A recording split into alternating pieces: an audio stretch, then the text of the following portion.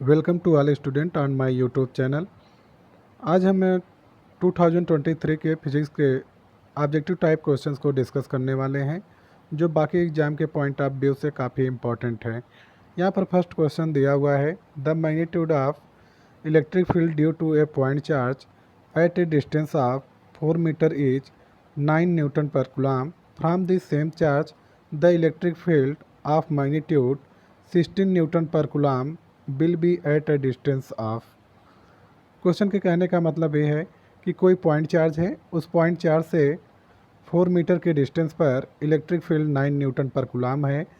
इसी चार्ज से कितने डिस्टेंस पर electric field 16 newton per coulomb होगा। यहाँ पर पहला ऑप्शन दिया हुआ है 1 meter, second 2 meter, third 3 meter and fourth option 6 meter दिया हुआ है। सबसे पहले इसको हम सॉल्व कर लेते हैं। सॉल्व करने के बाद देखते हैं कि इसका किसी भी पॉइंट चार्ज से स्मॉल आर डिस्टेंस पर इलेक्ट्रिक फील्ड का formula is equal to small k q upon r square होता है। यहाँ पर स्मॉल के क्यू इंटू कास्ट q is equal to constant consider कर लेते हैं, क्योंकि सेम टाइप के चार्ज से के लिए पूछा हुआ है। अब electric field E directly proportional to 1 upon r square हो जाएगा। इसको हम लिख सकते हैं E one upon E two is equal to r two square upon r one square. पहले केस के लिए सफिक्स 1 का यूज किया गया है और दूसरे केस के लिए सफिक्स 2 का यूज किया गया है। तो पहले केस में E one is equal to 4 newton per coulomb दिया हुआ है। पहले केस में E one is equal to 9 newton per coulomb दिया हुआ है। तो इस तरह से E one is equal to 9 write कर देंगे और ई टू की वैल्यू 16 दिया हुआ है। पहले केस में डिस्टेंस R1 की वैल्यू 4 मीटर दिया हुआ है और R2 की वैल्यू आपसे पूछा जा रहा है।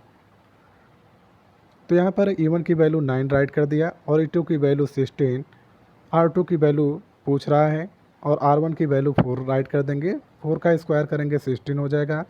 इस 16 को लेफ़्ट साइड ट्रांसपोज कर देंगे, तो 16 into 9 upon 16 is equal to R2 square हो जाएगा।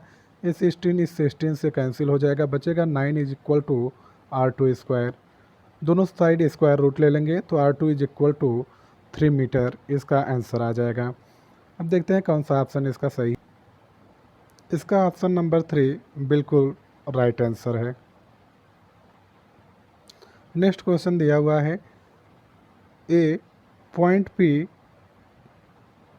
at a distance small x from the midpoint of an electric dipole on its axis, the electric potential at point P is directly proportional to। First option 1 upon x square, second में दिया हुआ है 1 upon x cube, third 1 upon x power 4 और fourth में दिया हुआ है 1 upon x whole to the power 1/2। तो इसको पहले देख ले। यहाँ पर हमने कंसिडर कर लिया एक इलेक्ट्रिक डायपोल ए बी है। यहाँ पर माइनस क्यू चार्ज और यहाँ पर प्लस क्यू चार्ज हो जाएगा। इस इलेक्ट्रिक डायपोल के पॉइंट ओ से स्मॉल एक्स डिस्टेंस पर एक पॉइंट पी कह दिया, जहाँ पर इलेक्ट्रिक फील्ड ई है। तो किसी भी इलेक्ट्रिक डायपोल के मिड पॉइंट से उसके एक्सियल पॉइंट पर electric field E is equal to 1/4πε0 2p upon R cube होता है। तो 1/4πε0 2p कांस्टेंट कंसीडर कर लेंगे, तो ई डायरेक्टली प्रोपोर्शनल टू आ जाएगा 1/x क्यूब। इस तरह से इसका ऑप्शन नंबर बी बिल्कुल राइट आंसर होगा। नेक्स्ट क्वेश्चन दिया हुआ है, question number 3, A current of 0.8 ampere is flows from a conductor of 40 ohm for 1 minute. The heat produced in the conductor will be, first option 1445 joule, second option 1536 joule, third option 1569 joule, fourth option है 1640 joule. इसको सबसे पहले solve कर लेते हैं। इस question में I is equal to 0.8 ampere दिया हुआ है, R is equal to 40 ohm और T is equal to 1 minute है। 1 मिनट को सेकंड में कन्वर्ट करेंगे तो 60 सेकंड हो जाएगा। और किसी भी कंडक्टर में जब करंट फ्लो करता है तो कुछ टाइम बाद वो कंडक्टर हीट हो जाता है। तो उसके प्रोड्यूस हीट का फार्मूला है H is equal to I square R T. I की वैल्यू 0.8 दिया हुआ है, आर की वैल्यू 40 और टी की वैल्यू 60 यहाँ पर राइट कर देंगे। 0.8 का होल स्क्वायर करेंगे तो आ जाएगा 0.64, और यहाँ से एक जीरो यहाँ से लेंगे, एक जीरो यहाँ से, हो जाएगा 100, और 100 का मल्टीप्लाई 0.64 में कर देंगे तो 64 आ जाएगा। 4 का मल्टीप्लाई 6 में करेंगे तो 24। इन दोनों को सॉल्व करेंगे तो सॉल्व करने पर 1536 जूल हो जाएगा।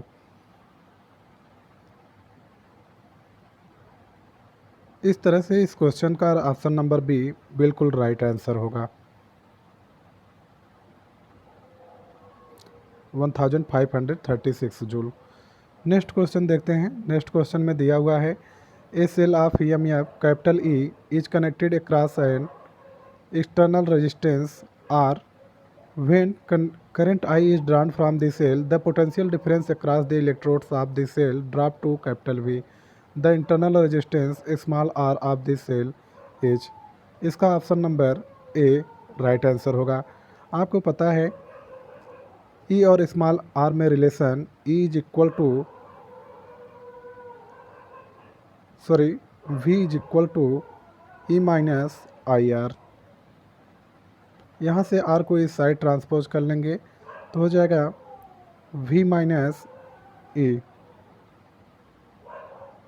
आई आर को इस साइड ट्रांसपोज कर दिया तो e माइनस वी हो जाएगा। और हम i के प्लेस पर कितना राइट कर सकते हैं, i is equal to V upon r write कर देंगे। तो i इज इक्वल टू जब v अपान आर राइट करेंगे तो यहाँ पर आ जाएगा r is equal to E minus V, E minus V upon r. R ऊपर चला जाएगा, यहाँ पर जा कर के मल्टीप्लाई कर जाएगा।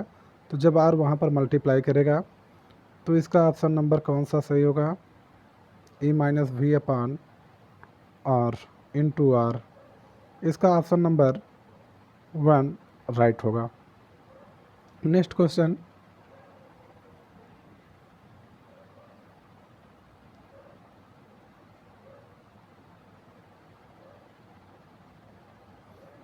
नेक्स्ट क्वेश्चन में दिया हुआ है beam of electron and proton move parallel to each other in the same direction, they attract each other, they repel each other, neither attract nor repel, force of attraction और repulsion depends upon speed of beam.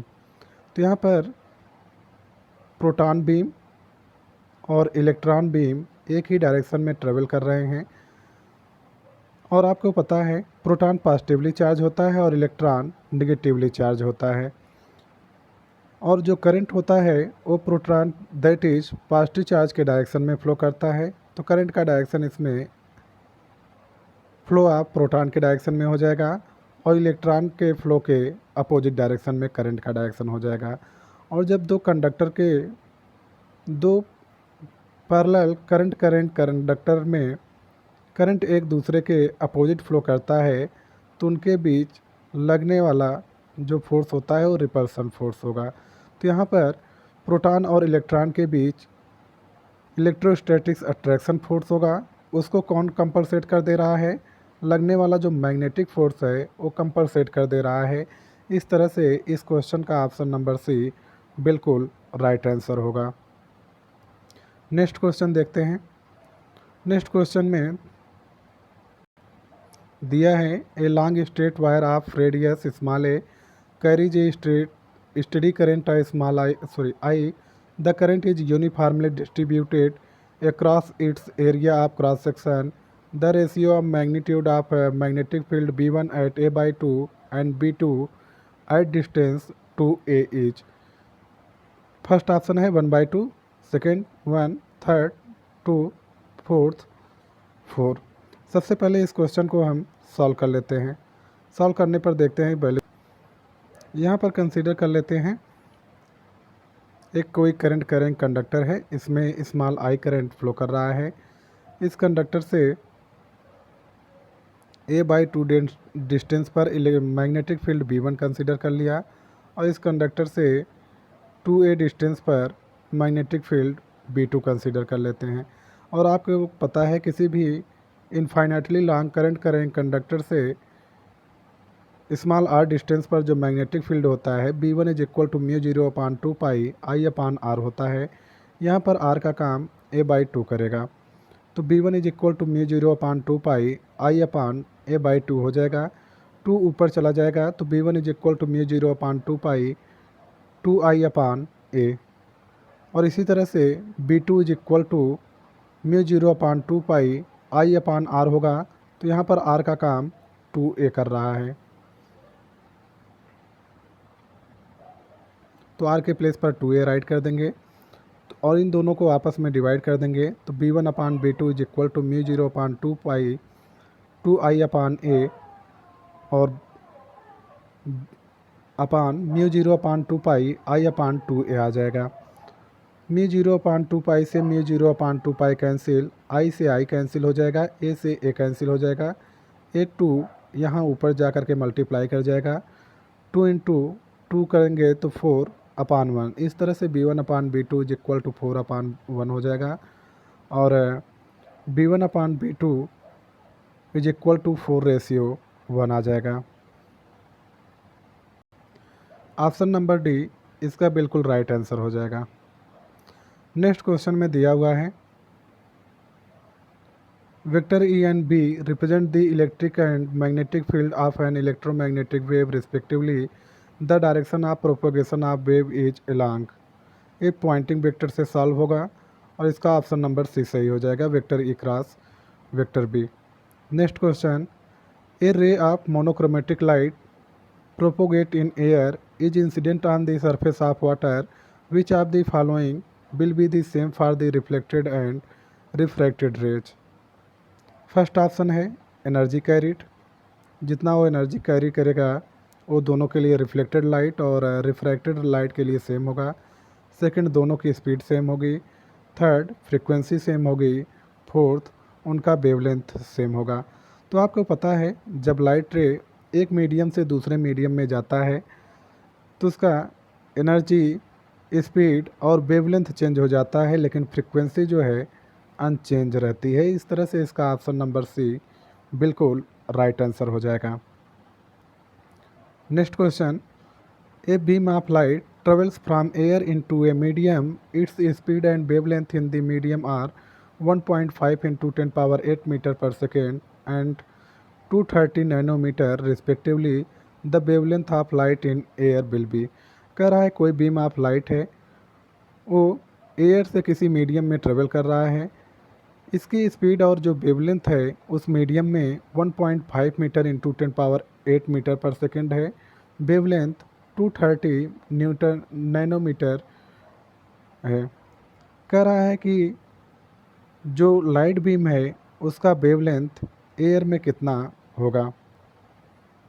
Medium में light की velocity दिया हुआ है Vm is equal to 1.5 into 10⁸ metre per second और उसी medium में light का वेवलेंथ 230 नैनोमीटर दिया हुआ था। 1 nanometer is equal to 10⁹ meter होता है, -9 मीटर होगा। हमें रिफ्रैक्टिव इंडेक्स का फार्मूला पता है, 1n2 is equal to V1/V2 is equal to λ1/λ2। यहाँ पर V1 एयर में लाइट की वेलोसिटी है, तो हम इसको राइट कर सकते हैं C, और मीडियम में लाइट की वेलोसिटी कितना Vm कर देते हैं। उसके बाद एयर में वेवलेंथ λA और मीडियम में वेवलेंथ λm कर दिया, तो λA is equal to C/Vm into λm write कर सकते हैं। तो हो जाएगा 3 × 10⁸ अपान 1.5 इंटू 10⁸ इंटू 230 नैनोमीटर। 10⁸ से 10⁸ कैंसिल हो जाएगा, 1.5 दूना 3 हो जाएगा, दैट इज़ 1.5 टू जा 3 हो जाएगा। अब 2 का मल्टीप्लाई 230 में करेंगे 460 नैनोमीटर आ जाएगा इसका आंसर। देखते हैं इसका कौन सा ऑप्शन राइट होता है। ऑप्शन नंबर सी बिल्कुल इसका राइट आंसर हो जाएगा, option number C. Next question दिया हुआ है, which one of the following metal does not exhibit electron from its surface when radiated by visible light.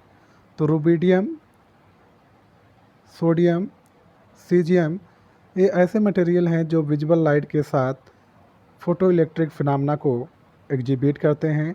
But यहाँ पर जो कैडमियम दिया हुआ है यह यूवी लाइट के साथ फोटो इलेक्ट्रिक एमिशन को शो करता है, इसलिए इसका option number C right answer हो जाएगा। नेक्स्ट क्वेश्चन दिया हुआ है, a hydrogen atom makes a transition from n is equal to 5 to n is equal to 1 orbit. The wavelength of proton emitted is lambda. The wavelength of proton emitted when it make a transition from n is equal to 5 to n is equal to 2 orbit is. कह रहा है कोई hydrogen atom है जिसमें electron 5वें orbit से n is equal to पहले orbit में जंप करता है और जो इमिटेड फोटॉन है उसका वेवलेंथ लैम्डा है। अब नेक्स्ट क्वेश्चन आगे पोर्शन में बता रहा है, अगर वही photon n is equal to 5 to से n is equal to 2 orbit में ट्रांजिस्ट करे तो उसका वेवलेंथ कितना होगा। फर्स्ट ऑफ ऑल इस क्वेश्चन को हम लोग पहले सॉल्व कर लेते हैं। सॉल्व करने के बाद देखते हैं कौन सा ऑप्शन सही होगा। तो हमें पता है 1 lambda is equal to R 1/n1 square minus 1/n2 square. और यहाँ पर जो प्रोटॉन है वो कहाँ से 1 से 5 वाले में ट्रांजिस्ट कर रहा है, तो यहाँ पर वैल्यू कितना हो जाएगा, n1 की वैल्यू 1 राइट कर देंगे और n2 की वैल्यू 5 राइट करेंगे तो इसका स्क्वायर हो जाएगा 1/25 आ जाएगा। इसको सॉल्व करेंगे तो 25 माइनस 1/25, 25 में से 1 सब्ट्रैक्ट कर देंगे तो आ जाएगा 24/25। तो पहले केस में 1/लैम्डा is equal to r into 24/25 इसका आंसर हो, सॉरी r इंटू 24/25 आ जाएगा। अब दूसरे केस में यहाँ पर 1/लैम्डा dash is equal to r 1/n1 square minus 1/n2 square का फार्मूला अप्लाई कर देंगे तो यहाँ पर n1 2 है और n2 कितना हो जाएगा 5। तो 1/लैम्डा is equal to r into 2 का स्क्वायर करेंगे 1/4, 5 का स्क्वायर करेंगे 1/25। इसको सॉल्व कर देंगे 25 माइनस 4/100 आ जाएगा। 24 में 5 में से 4 सब्ट्रैक्ट कर दीजिए तो आ जाएगा r इंटू 21/100। अब इन दोनों को डिवाइड कर देंगे, डिवाइड करने पर आएगा 1/लैम्डा अपान 1/लैम्डा dash is equal to r into 24/25 r into 21/100। r से r कैंसिल हो जाएगा, ऊपर बच जाएगा 24/25 होल अपान 21/100। 100 जाकर के 24 में मल्टीप्लाई करेगा अपान 25 आ जाएगा। 25 4 जा 100 और 7 से इसको कैंसिल कर 3 से कैंसिल करेंगे, 3 7 जा 21 और 3 8 जा 24, एक कैंसिल हो जाएगा। 8 का मल्टीप्लाई 4 में कर देंगे, 8 4 जा 32 अपान 7 इंटू लैम्डा। इस तरह से lambda dash is equal to 32/7 into lambda हो जाएगा। तो इसका देखते हैं कौन सा ऑप्शन राइट है। इस तरह से क्वेश्चन नंबर 11 का ऑप्शन नंबर डी बिल्कुल राइट आंसर होगा। नेक्स्ट क्वेश्चन देखते हैं।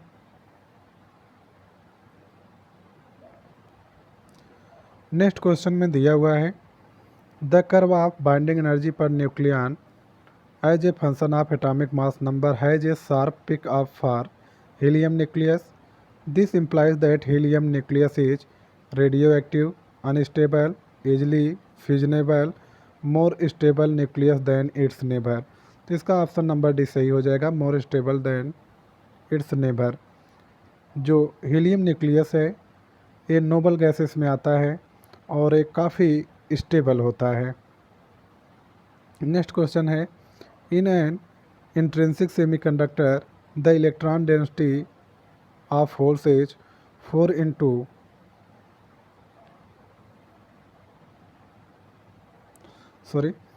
in an intrinsic semiconductor the number density of holes is 4 into 10 power 20 per meter cube. If the number of density of intrinsic carrier is 1.2 into 10 power 15 per meter cube the number density of electron in it is. यहाँ पर options दिए हुए हैं और law of mass action का use करके इस question का सलूशन हम लोग फाइंड आउट करेंगे। इस क्वेश्चन में दिया है N H is equal to 4 into 10 power 20, N I is equal to 1.2 into 10 power 15 और law of mass action intrinsic charge density N I is equal to N I square is equal to N E into N H, N E is equal to N I square upon N H right कर देंगे। N E is equal to N I की value 1.2 into 10 power 15 इसका whole square हो जाएगा, 4 into 10 power 20 हो जाएगा। और यहाँ पर देखिए इसको हम ऐसे राइट कर सकते हैं 1.2 इंटू 1.2 इंटू 15 टू जा 30, 10 पावर 30 हो जाएगा, होल अपान 4 इंटू 10 पावर 20। 4 से 1.2 को कैंसिल करेंगे तो 0.3 आ जाएगा। अब 0.3 का 12 में मल्टीप्लाई कर देंगे, 0.36 इंटू 10 पावर 10 पर मीटर क्यूब। एक स्टेप और सॉल्व करेंगे तो 3.6 इंटू 10 पावर 9 पर मीटर क्यूब इसका आंसर हो जाएगा। देखते हैं कौन सा ऑप्शन। ऑप्शन नंबर सी इसका बिल्कुल राइट आंसर हो जाएगा। नेक्स्ट क्वेश्चन दिया हुआ है pieces of copper of silicon are initially at room temperature, both are heated to temperature T, the conductivity of both increases, both decreases, copper increases and silicon decreases, copper decreases and silicon increases। तो यहाँ पर दिया हुआ है कि copper और silicon का material लिया गया है रूम टेम्परेचर पर, दोनों को रूम टेम्परेचर से ऊपर हीट किया जाता है और पहले ऑप्शन में कह रहा है कि इनकी कंडक्टिविटी इंक्रीज करेगा, दूसरे में कंडक्टिविटी डिक्रीज करेगा, तीसरे में कॉपर का इंक्रीज करेगा और सिलिकॉन का डिक्रीज करेगा और चौथे में कॉपर का डिक्रीज करेगा लेकिन सिलिकॉन का इंक्रीज करेगा। तो कौन सा ऑप्शन सही होगा? तो यहाँ पर थोड़ा सा माइंड आपको अप्लाई करना है। कॉपर कंडक्टर है और जो सिलिकॉन दिया हुआ है यह सेमीकंडक्टर है। कंडक्टर को जब हीट किया जाता है तो उसकी कंडक्टिविटी डिक्रीज करती है और रजिस्टिविटी इंक्रीज करती है, और जब किसी सेमीकंडक्टर को हीट किया जाएगा तो उसकी कंडक्टिविटी इंक्रीज होगी और रजिस्टिविटी डिक्रीज होगी। बट यहाँ पर केवल कंडक्टिविटी के अबाउट में कह रहा है, तो कॉपर की जो कंडक्टिविटी है वो डिक्रीज हो जाएगी, लेकिन सिलिकॉन जो है सेमीकंडक्टर है इसकी कंडक्टिविटी इंक्रीज कर जाएगी। इस तरह से इसका ऑप्शन नंबर डी बिल्कुल राइट आंसर होगा। नेक्स्ट क्वेश्चन दिया हुआ है the formation of depletion region in a PN junction diode is due to first moment of dopant atom, second diffusion of both electron and holes, third drift of electrons only, drift of holes only. Actually होता क्या है कि junction के पास electrons और holes के diffusion के कारण डिप्लेशन लेयर फॉर्म होता है। इस तरह से इसका ऑप्शन नंबर बी बिल्कुल राइट आंसर होगा। और इसी तरह के वीडियोस देखने के लिए आप चैनल को लाइक और सब्सक्राइब कर लें। Very very thank you so much.